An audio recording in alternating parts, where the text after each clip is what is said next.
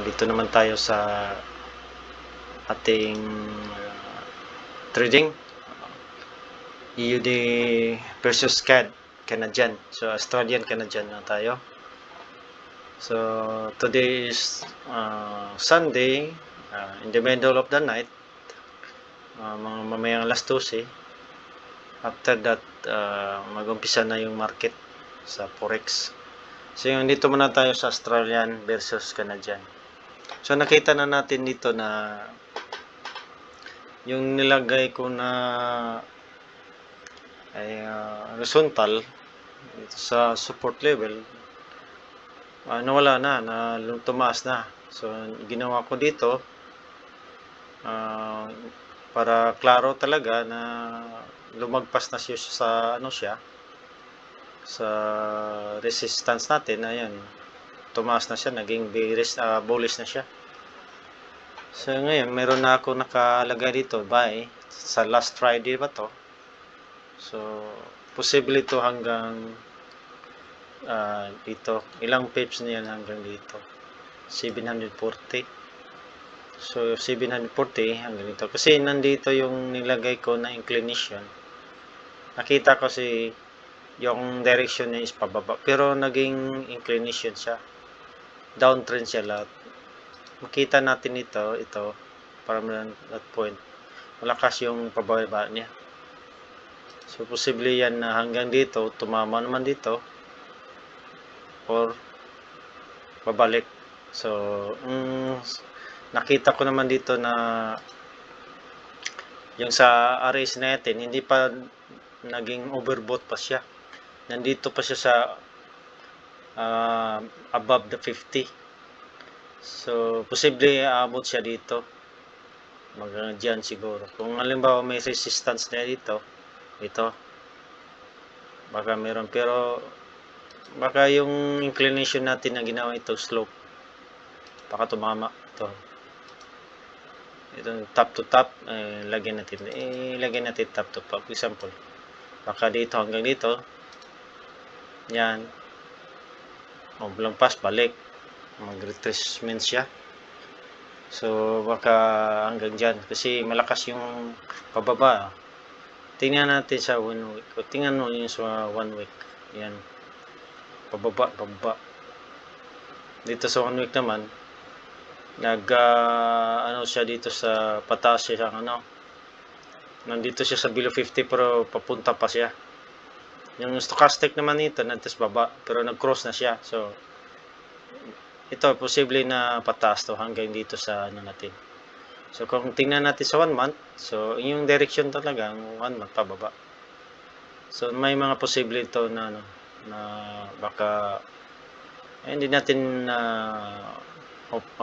expected, pero meron tayong mga prediction. Baka hindi tayo perfecto, pero at least meron tayong prediction.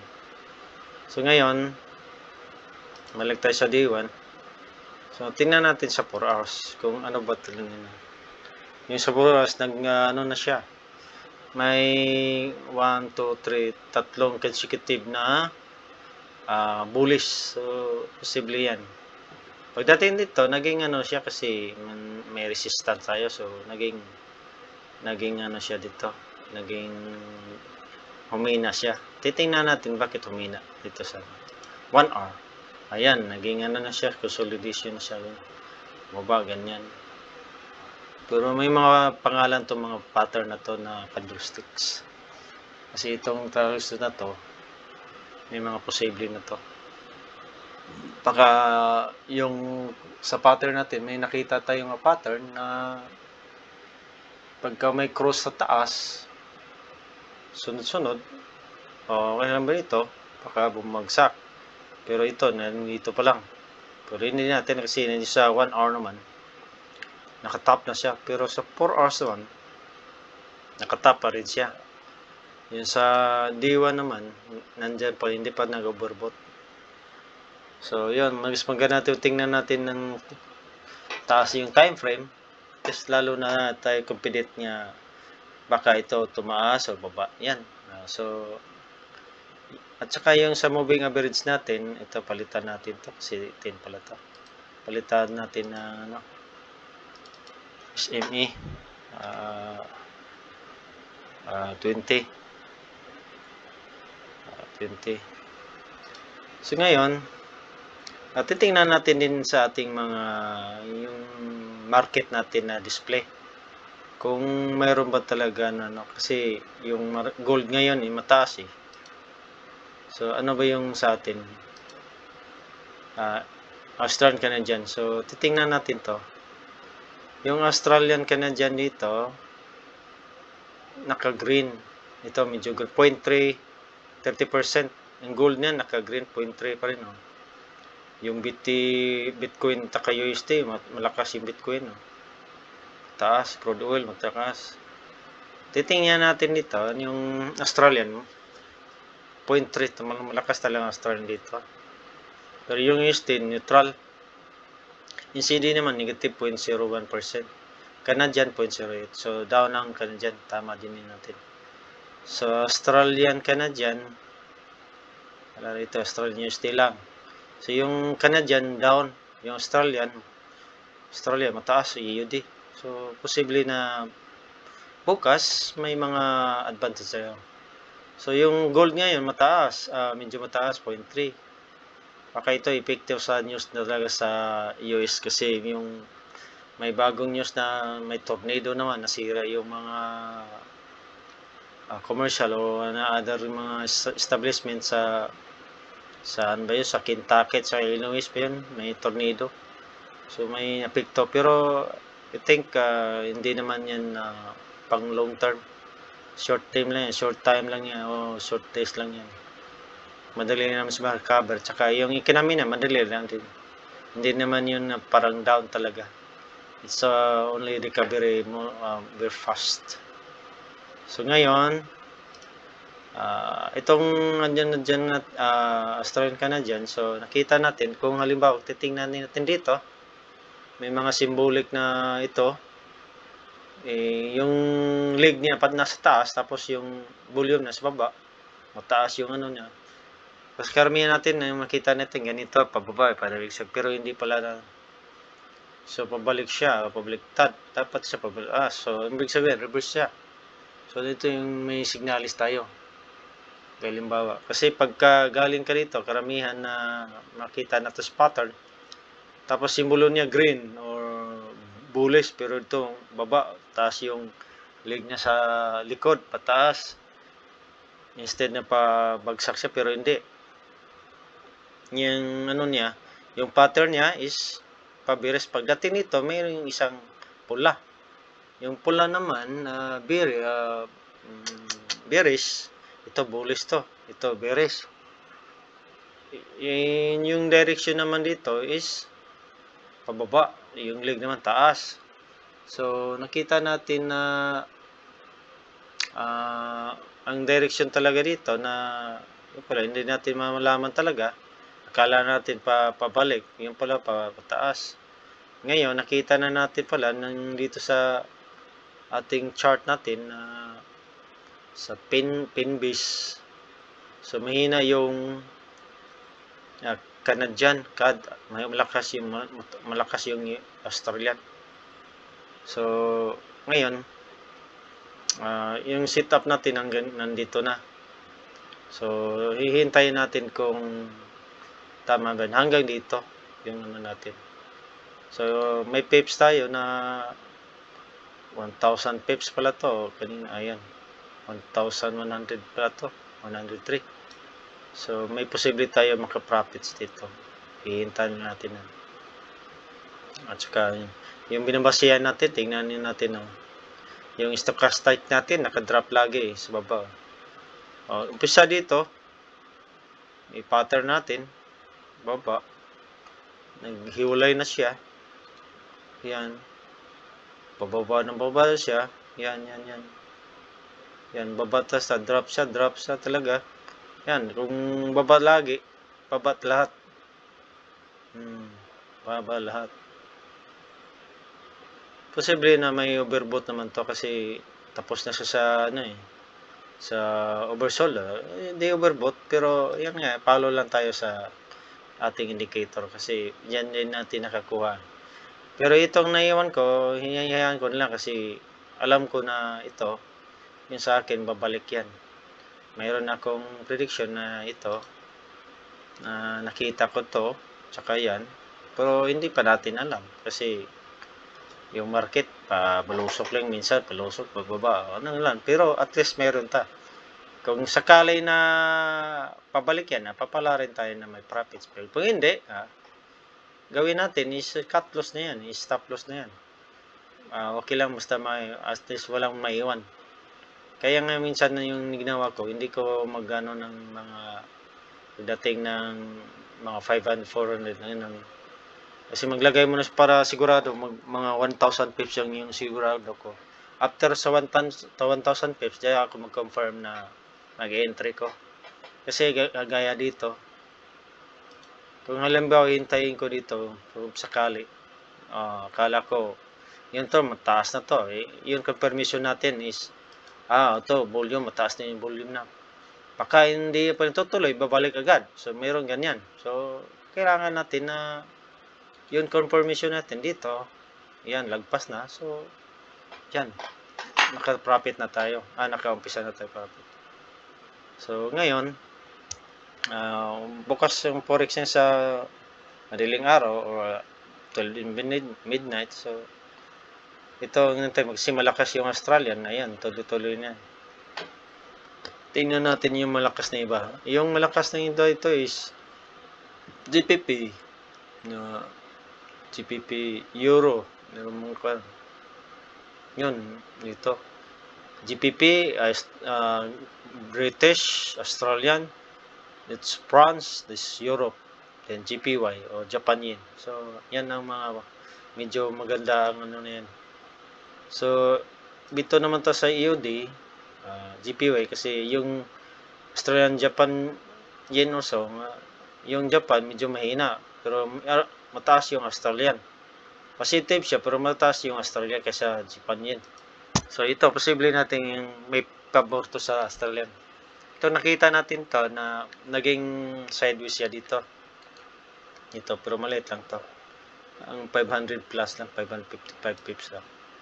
So, ngayon, nandito na sa gitna natin na RSI. Hintayin natin yung confirmation dito. Hindi natin alam, baka babalik dito, baka biglang lumakas yung Japan. Pero, ano natin is confirmation muna tayo bago tayo mag-entry. Ilang pips nang galing sa ano natin to. Ito nga 2,000 plus yan. Yung confirmation ko 3. Kasi mataas to eh. 3. So pagdating sa 3, naging ano pala. Kasi gusto ko na paglagpas dito hanggang dito, yan, confirm ko na. Tapos may resistance ako. Kaya nag-entry ako. Pero yung palang entry ko, hindi pala tumagos. Bigla na nabali. So, ganyan talaga. Minsan kasi, akala mo lumagpas na para, hindi pa, nagbali. Pero ngayon, nakita natin yung malakas yung Australian, saka GPP pinakataas. So, posible yan. Hintayin na lang natin na makabawi tayo. Ngayon, sa market natin or so yung takbo ng market. So ngayon sa EUD at saka yan, yung mataas yung prediction natin, structure sa graphs natin at saka market. Nakita naman natin na yung inclination niya. Yung direction niya is downtrend. Tingnan niyo. Yan, pabalik. So nag-touch lang siya dito. Wala. Tapos dito. Yan, nag-touch siya dito. So, yan. Malamang yan hanggang dyan. Tapos balik agad. Ito, touch niya dito, touch niya dito. Yan, dyan. So, hintayin natin yan. Tingnan natin sa, sa NCCAD. Kung NCCAD ka, tingnan natin.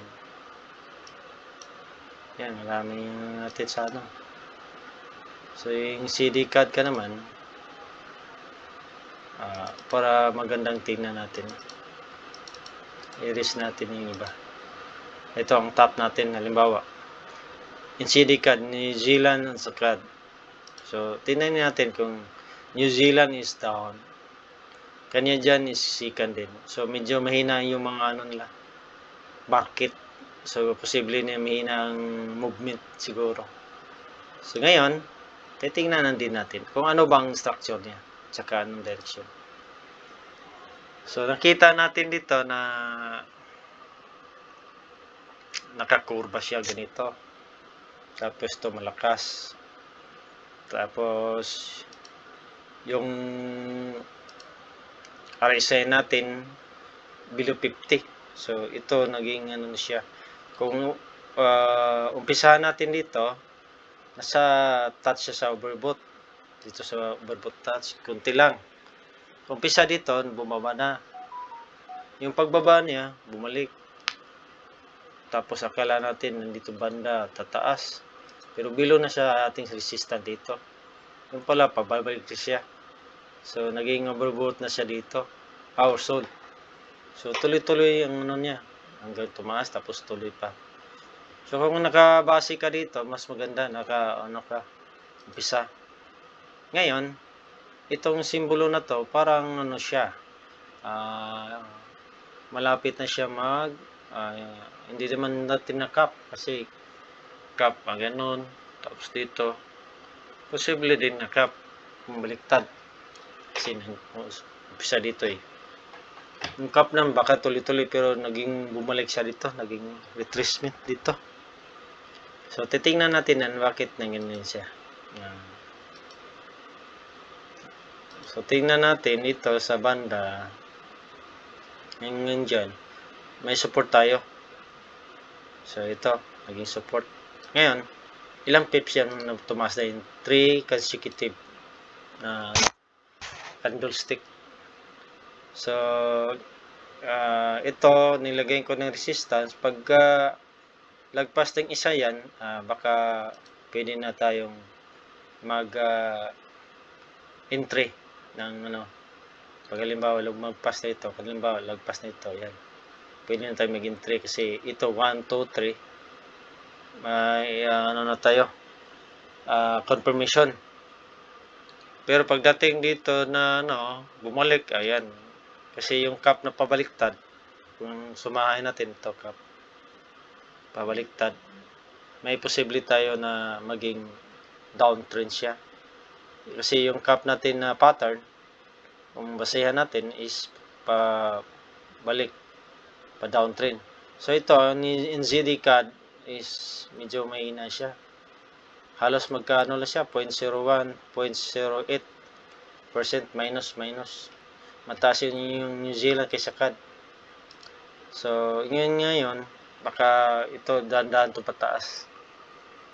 Baka dito, i-confirm natin na lagyan natin ng confirmation natin.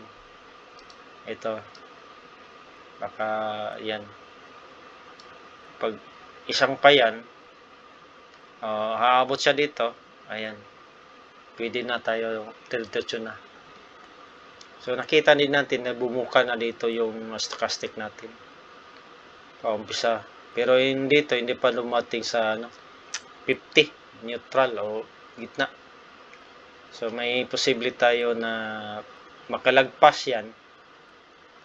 Timpo na tayo mag-entry. Tsaka ito, bumuka na. Tingnan natin yung mga ganyan na sistema. Kasi pagka magdikit na siya o mag-crossover, yan, nag-change na yung position niya. Halimbawa, ito, dikit-dikit. Pero yung dikit-dikit niya is pababa eh. Pero ito, nagdikit-dikit, pinaging sideways. Mataas yung time niya dito. Ilang days yung taas yan. Pinaka-top. Yan. So, naging consolidation ito. Consolidated siya dito. Mataas, ilang yan. Ilang days. So, medyo mahina yung dito. Pero kung nagtimpo ka ng mga 4 hours, 1 hours, at least ka 50 minutes, yun, kuha ka. Pero ito, baka din ma-shoot ka. Pero, ibali na lang. Na lang natin yung malakas yung trend niya. Kasi, medyo makatama ka talaga pinsan. Ano naman minsan, 80% makatama ka talaga. Kasi binabasihan mo eh. So, bakit down na siya? Kung may divergence ba dito? So, kung nakita natin, ito pala, kung divergence ito. Halimbawa, ganyan. Divergence, halimbawa, ito pala ang divergence. Ayan. Ayan. Bumaba na, ayan. Ayan, divergence siya. Meron ito nakita itong divergence. So, okay na yan. Kung halimbawa nakasunod ka. So, pwede na yan. Kung sa ating medyo mahina itong kasi mahina yung negative lang dalawa. So, yung movement niya talaga, medyo mahina lang. Kasi dito na yung mga malakas na naka-green, baka may mga percentage sa'yo. Tandaan natin ito. Baka mayroon tayo mga matawa na. So, hanggang dito na lang sa sunod na pod ulit na mga update natin sa ibang market. So, salamat. God bless and goodbye.